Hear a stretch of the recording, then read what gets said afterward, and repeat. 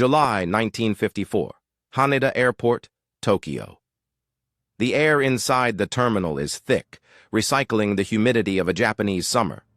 Passengers line up, tired, clutching their papers, waiting for the rhythmic sound of permission to enter the country. One man steps forward. He is European, bearded, dressed in a sharp business suit that speaks of wealth and routine. He has done this 100 times before. He hands over his passport with the casual indifference of a frequent flyer.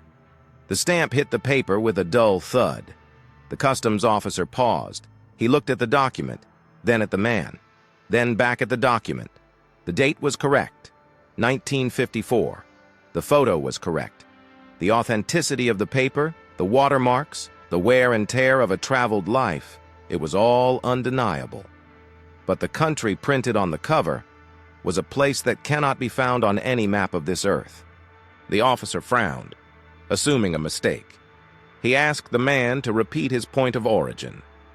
The traveler, now slightly annoyed, tapped the cover of his passport. He claimed to be from Taured. The officer stared blankly. He had never heard of it. The man stared back, confused.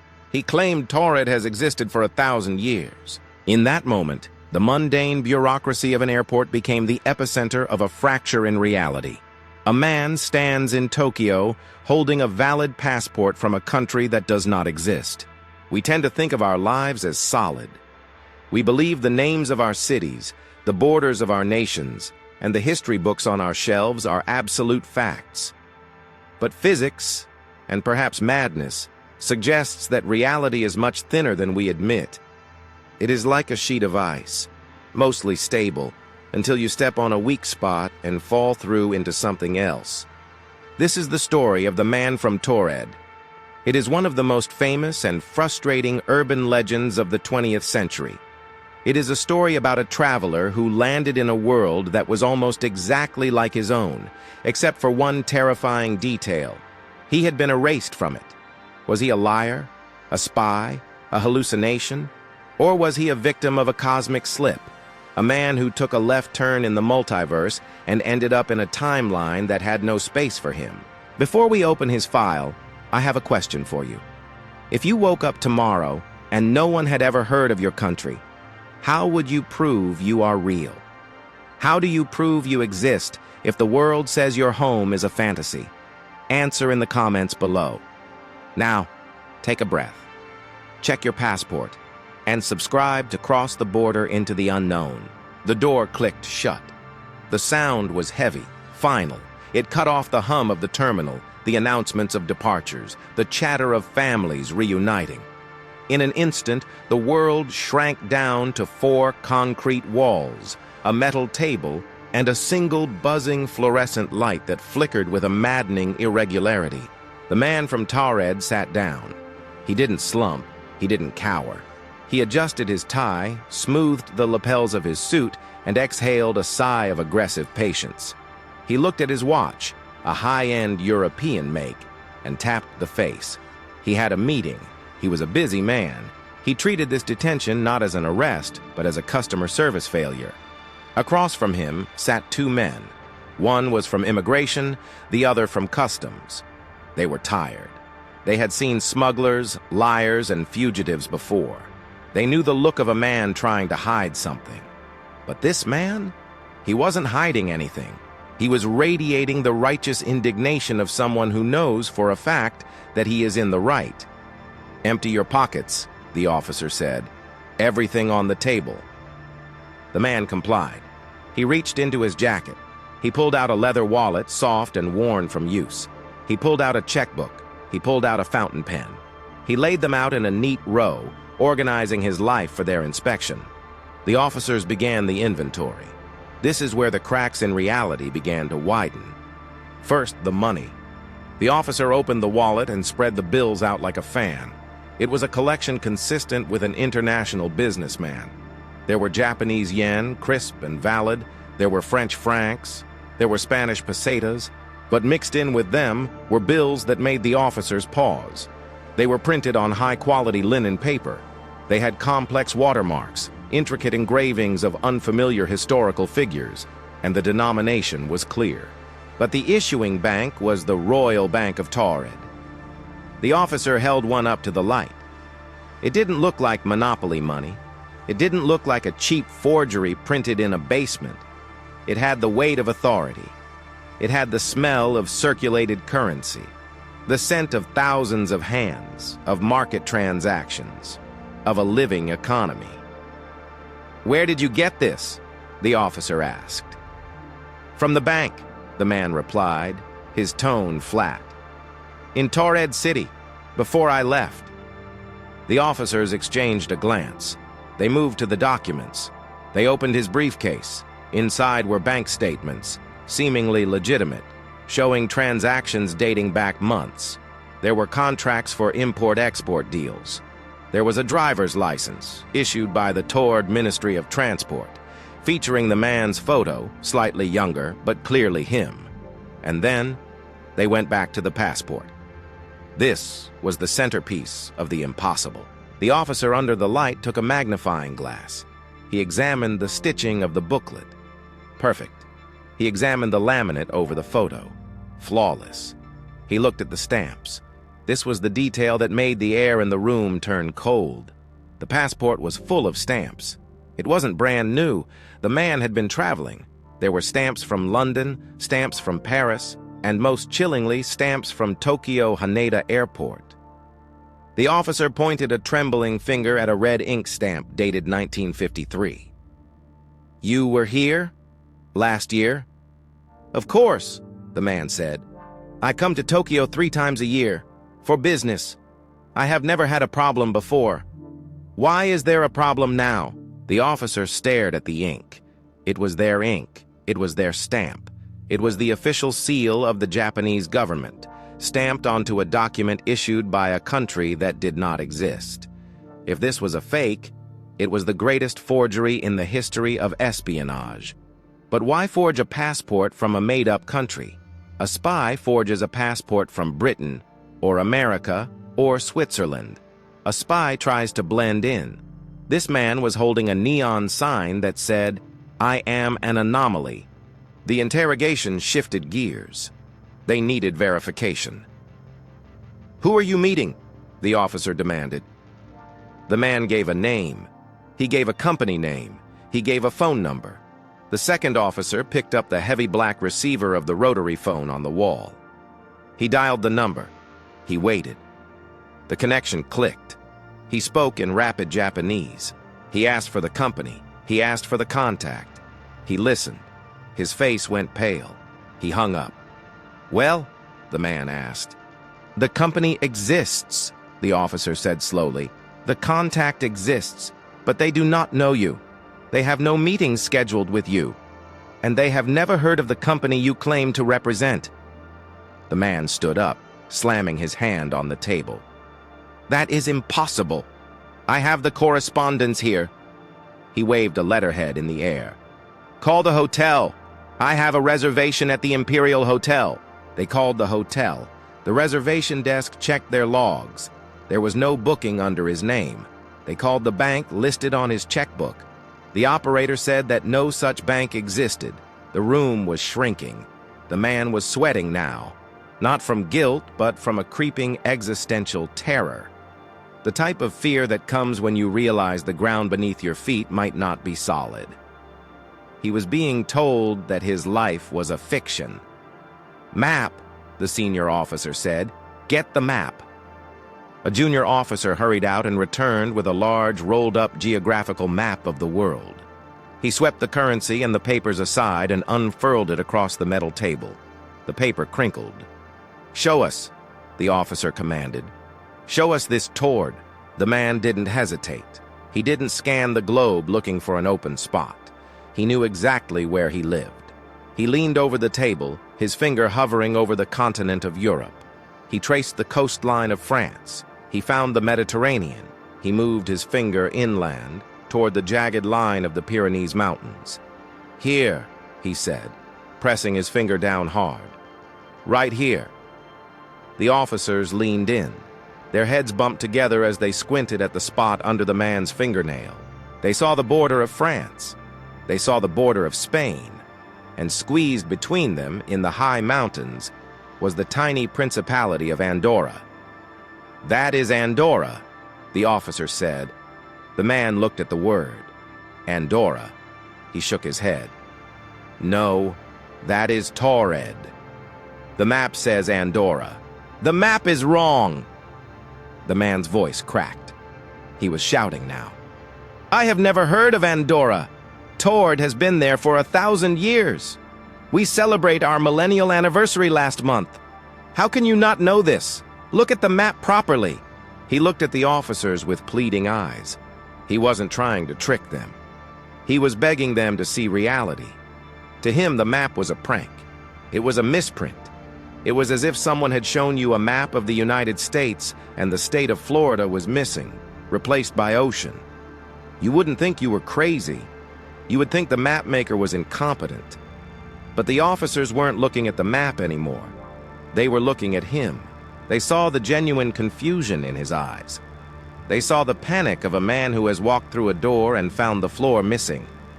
"Sir," the officer said, his voice quieter now, almost gentle. "Do you know where you are?" "I am in Tokyo," the man whispered. "I am in Japan." "Yes, you are in Japan. But we do not know where you came from. We cannot find your country. We cannot find your company. We cannot find your history." The silence that followed was heavy. The smoke from the officer's cigarette curled up into the light, twisting and vanishing. The man sank back into his chair. He looked at his passport, the gold lettering of Taured glinting on the cover. He touched it, as if to make sure it was still solid. It was the only anchor he had left. In this room, in this timeline, that little booklet was the only proof that he wasn't insane. He looked up at the officers. "I want to go home," he said. "I just want to go home." But where was home? If the map was right, his home didn't exist. If he was right, then the entire world was wrong. The interrogation had hit a wall. Logic had failed. Bureaucracy had failed. They had a physical man with physical documents from a metaphysical place. They couldn't process him. They couldn't deport him. You can't deport someone to a fiction. And they couldn't release him into Japan without a valid identity. The senior officer sighed and closed the folder. "We cannot resolve this tonight," he said. "We need to contact the European embassies. We need to verify your story with the French and Spanish authorities. Until then," he gestured to the door, "we are going to move you to a hotel. You will be safe there. We will sort this out in the morning." The man nodded numbly. He gathered his things, but the officer stopped him. "No," the officer said. "The documents stay here. The passport stays here. For the investigation." The man watched as his identity, his passport, his money, his driver's license, was swept into a large evidence bag. He reached out a hand, then dropped it. He was too exhausted to fight. He was a stranger in a strange land, stripped of his name, stripped of his nation. As he was led out of the interrogation room, he looked back at the map one last time. He stared at that tiny spot in the Pyrenees. He stared at the word Andorra. And for the first time, a look of pure, unadulterated horror crossed his face. Because deep down in the pit of his stomach, he was beginning to wonder if he was the one who was wrong. He walked out into the corridor, flanked by guards, moving toward a hotel room that would become the setting for the final impossible act of his vanishing. The car ride from Haneda Airport to the hotel was silent. The man from Taured sat in the back seat, sandwiched between two immigration officers. He stared out the window at the passing neon signs of Tokyo. To him, the kanji characters were familiar. The layout of the streets was familiar, but the feeling was all wrong. It was like walking through a house that is identical to your own, but the furniture has been rearranged by a stranger. They arrived at the hotel. It was a utilitarian building, chosen not for luxury but for security. It was used often by the airlines for layovers, a place of transient souls. The officers marched him through the lobby, There was no luggage to carry. The man had nothing. His life had been confiscated and locked in a steel safe back at the terminal. He was just a body in a suit, a ghost waiting to happen. They took the elevator up. The numbers flickered, 1, 2, 3, up to the 15th floor. This detail is not trivial. It is the cornerstone of the mystery. They did not put him on the ground floor where he could slip out a window and run into the night. They put him high up, in a concrete box in the sky. They reached the room. The senior officer unlocked the door and held it open. "Get some sleep," he told the man. "We will resolve this tomorrow." The man walked in. He looked at the bed, the small desk, the window draped in heavy curtains. He turned back to say something, perhaps to plead his case one last time, but the door was already closing. The lock clicked. It was a heavy, mechanical sound, the sound of a cell shutting. Outside in the hallway, the protocol was strict. This man was a person of interest, involved in a potential diplomatic incident. He was not to be left unguarded. Two immigration officials dragged chairs from the hallway alcove and positioned them directly in front of the door. They sat down. They lit cigarettes. They prepared for a long night. From this point on, the timeline becomes a study in isolation. Inside the room, the man from Taured was alone. We can try to imagine his state of mind. He had been stripped of his identity. He had been told his home was a fairy tale. He was exhausted, confused, and trapped in a foreign timeline. Did he sleep? The bed was found rumpled the next day, so perhaps he lay down. Perhaps he stared at the ceiling, listening to the muffled sounds of the city below, praying that when he woke up, the nightmare would be over. Praying that he would wake up in Taured, in his own bed, and laugh about the time he dreamt of a country called Japan that didn't know he existed. Outside, the guards remained vigilant. They talked in low voices to stay awake. They watched the door. The night passed. No one entered the room. No one left the room. The hallway was a dead end.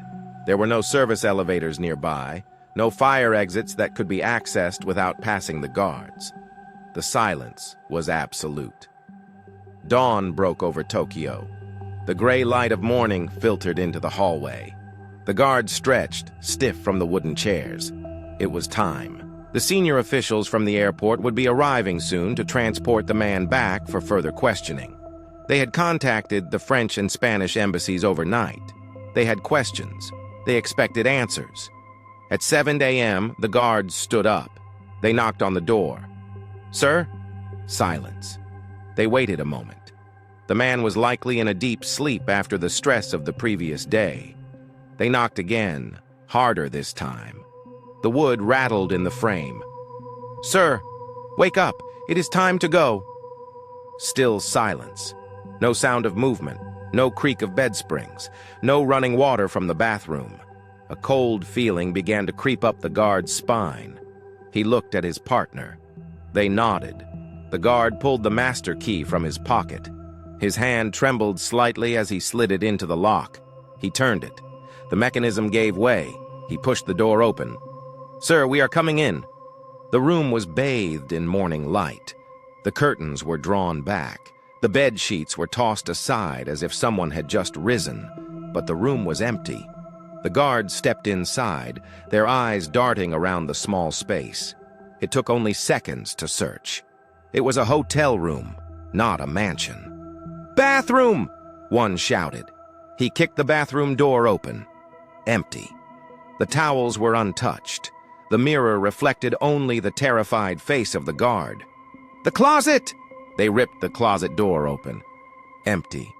Just a few wire hangers jingling together. They ran to the window. This was the only other way out. The guard grabbed the handle. It was locked. He unlocked it and shoved the glass pane upward. He leaned out, wind whipping his face, and looked down. There was no ledge. There was no balcony. There was no fire escape. Just a sheer, vertical drop of 15 stories to the busy street below. To exit this window was suicide. And even if he had jumped, there was no body on the pavement. There was no crowd gathered around a tragedy. The man hadn't jumped. He hadn't flown. He had simply evaporated. The guard stood in the center of the room, spinning in circles, looking for a trap door, a secret passage, anything that would explain where a 180-pound human being could go. There was nothing. The walls were solid. The door had been guarded. The window was a death sentence. Panic set in. This was impossible. This was a career-ending failure. They called the airport immediately. "He's gone," the guard stammered into the phone. "He's just gone." But the voice on the other end of the line was not angry. It was quiet. It was shaken. Because while the guards were staring at an empty hotel room, the officials at Haneda Airport were staring into an empty safe. This is the twist that separates the man from Taured from every other missing person case in history. Upon receiving the news of the escape, the head of customs had gone to the evidence locker. He wanted to look at the passport again. He wanted to find a clue in the stamps, a hidden code in the strange currency. He wanted to prove that the man was a fraud. He dialed the combination on the heavy steel safe. He spun the wheel. The tumblers clicked into place. He pulled the heavy handle and swung the door open. The shelf where they had placed the evidence bag was bare. The passport, the driver's license from Taured, the bank statements, the strange, high-quality currency, all of it, gone. The safe had not been breached. There was no sign of forced entry. The combination was known only to a select few high-ranking officials. And yet, the physical proof of the man's existence had vanished at the exact same moment the man himself disappeared from the hotel room. It wasn't an escape. It was a correction. It was as if the universe had run a self-diagnostic, found a corrupted file labeled "The Man from Taured," and hit delete. The man didn't just leave the hotel. He didn't just run away. He was retroactively erased. The artifacts he brought with him, the paper, the ink, the metal coins, could not exist in our reality, so our reality simply rejected them. Back in the hotel room, the guards were still searching, looking under the bed, looking in the vents. But they were looking for a man. They didn't realize they were looking for a ghost. The man from Taured was gone. He left behind no DNA, no fingerprints, no wrapper from a candy bar. He left behind only a vacuum where a person used to be and a story that defies every law of physics we think we understand. He came from a country that wasn't there. He landed in a year that wasn't his. And when he realized the mistake, he didn't check out. He simply ceased to be. The room was empty. The safe was empty. And somewhere, in a place between places, a man might just be waking up in his own bed in Taured, rubbing his eyes, wondering why he had such a vivid, terrifying dream about a locked room in Tokyo. But for us, the mystery remains. When a man dissolves into thin air inside a locked room on the 15th floor, and the physical evidence of his existence vanishes from a steel safe 10 miles away, we have left the realm of criminal investigation. We have entered the realm of the impossible. Sherlock Holmes once said, "When you have eliminated the impossible, whatever remains, however improbable, must be the truth." But in the case of the man from Taured, we have eliminated the possible. We are left only with the impossible. So, let us look at the board. Let us try to connect the red strings. What actually happened in Tokyo in 1954? The first and most compelling theory is the many worlds interpretation of quantum mechanics. Physicists tell us that our universe is not a singular line. It is a tree. Every time a decision is made, every time a particle spins left instead of right, reality branches. Most of these branches are identical to ours, with only microscopic differences. But some are radically different. Imagine a timeline where history took a slight turn 1,000 years ago. In our history, the Principality of Andorra was formed in 1278. It is a tiny buffer state created by a treaty between a Spanish bishop and a French count. It survived through luck and diplomacy. But what if, in a neighboring reality, that treaty was never signed? What if a different kingdom rose in those mountains? A kingdom called Taured. In that timeline, Taured grows. It develops a flag, a currency, a culture. It issues passports. It engages in trade with Japan. And in that timeline, a businessman gets on a plane in 1954 to fly to Tokyo. But somewhere over the ocean, somewhere between the clouds and the curvature of the Earth, his plane hits a patch of turbulence. Not atmospheric turbulence, but quantum turbulence. A thin spot, a tear in the fabric. He lands, but he doesn't land in his Tokyo, he lands in ours. To him, nothing has changed. The airport looks the same, the coffee tastes the same. But when he hands over his passport, he is met with confusion instead of a stamp. He is a man who has walked off the edge of his own map. This theory explains his genuine confusion. He wasn't lying. He wasn't crazy. He was simply wrong about which universe he was standing in. And when he vanished from the hotel, that wasn't an escape. That was the universe snapping back. Like a rubber band stretched too far, reality pulled him back to where he belonged. The glitch was fixed. The foreign object, the man and his documents, was purged from the system. That is the romantic theory. That is the theory that keeps us awake at night, wondering if we might turn a corner tomorrow and find ourselves in a city we don't recognize. But we are investigators, and we must look at the cold, hard archives of history. We must look for the grain of truth that grew into this pearl. And this brings us to the man who likely started it all. The real man from Taured. His name was not the man from Taured. His name was John Zegras. In 1959, 5 years after our alleged story takes place, a man was detained in Tokyo. He was an American, or so he claimed. He was traveling with his Korean wife, and he was holding a passport that was unique. The passport was handmade. It was constructed from different bits of other documents. The text was in a language that no linguist could identify. And the issuing country? It was stamped as the United Arab Republic. But the man claimed he was a naturalized citizen of Ethiopia and an intelligence agent for a Colonel Nasser. But in his rambling, he also mentioned a place called Taured, not Taured. Taured. John Zegras was not a dimensional traveler. He was a con artist, a very bold, very confused, or perhaps mentally ill con artist who was trying to travel the world on a passport he had essentially drawn with crayons. The Japanese authorities didn't put him in a hotel. They put him in court. He was convicted of illegal entry and fraud.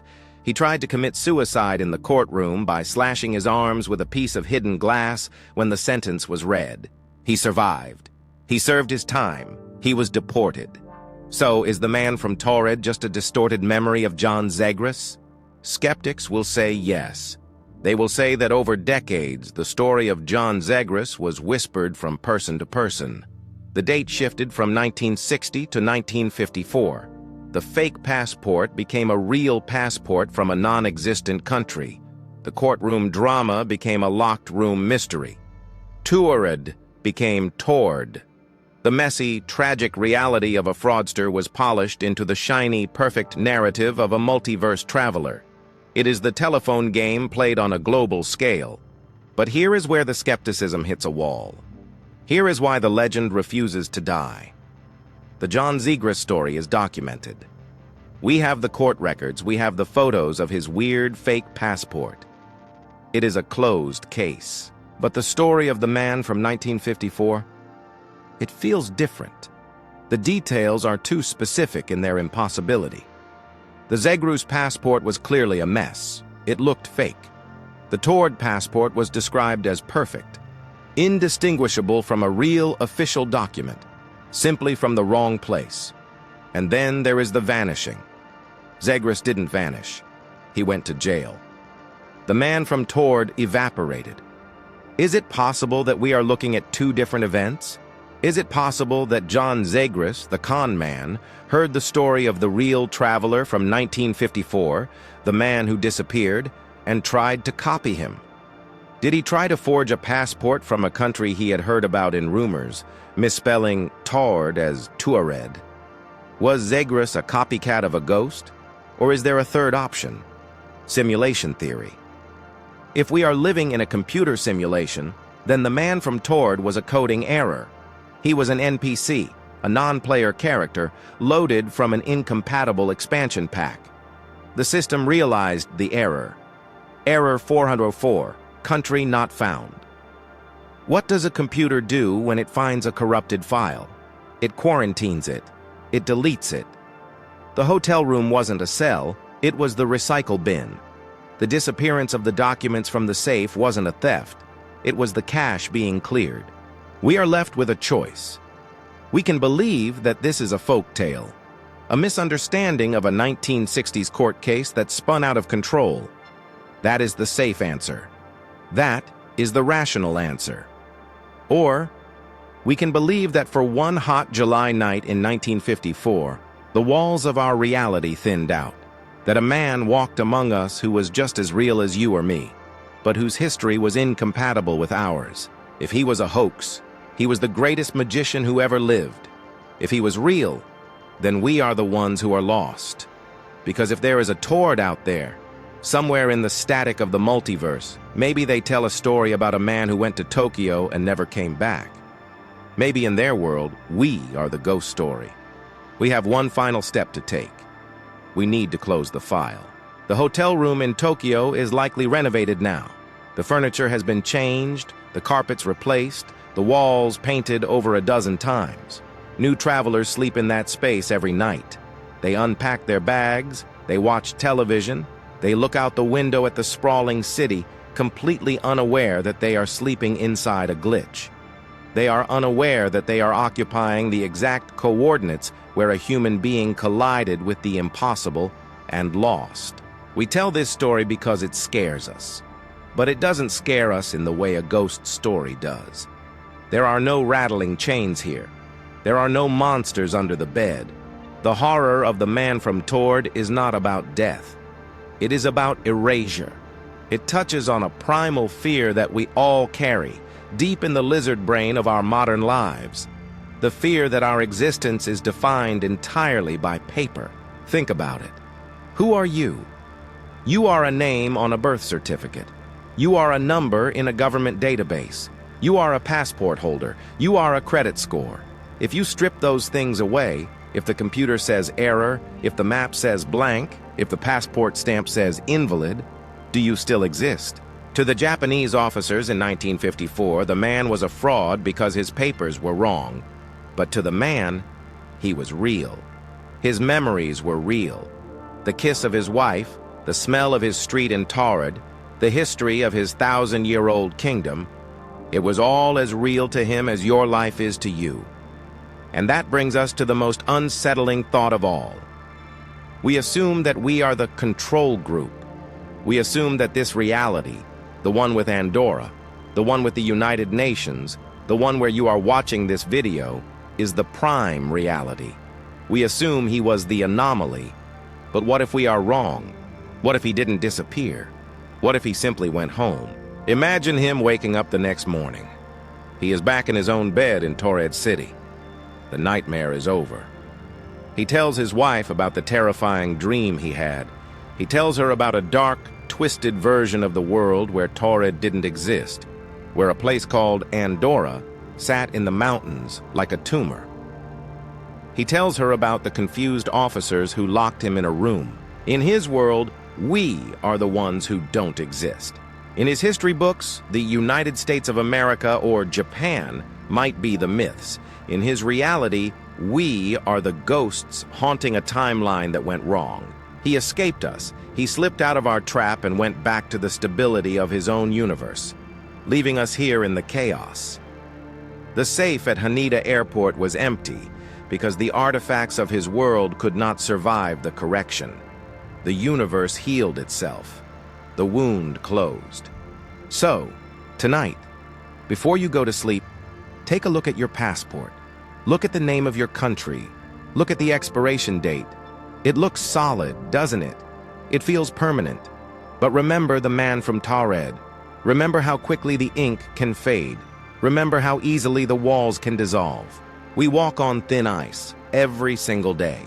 We trust that the sun will rise, that gravity will hold, and that the map will look the same tomorrow as it did today. But the universe is vast, and it is old, and it is full of doors that we are not meant to open. Sometimes those doors open anyway. Sometimes a traveler walks through. And sometimes, if you are very unlucky, you might walk through one yourself. If you ever find yourself at an airport, and the customs officer looks at your passport with a confused frown, do not argue. Do not point at the map. Just turn around, walk away, and pray that you can find the way back before the lock clicks shut. This has been the file on the man from Taured. If you enjoyed this journey into the impossible, make sure you are subscribed to the channel Quantum Science Stories. We investigate the cracks in reality, the anomalies of history, and the mysteries that the world wants you to forget. Leave a comment below with your answer to the question.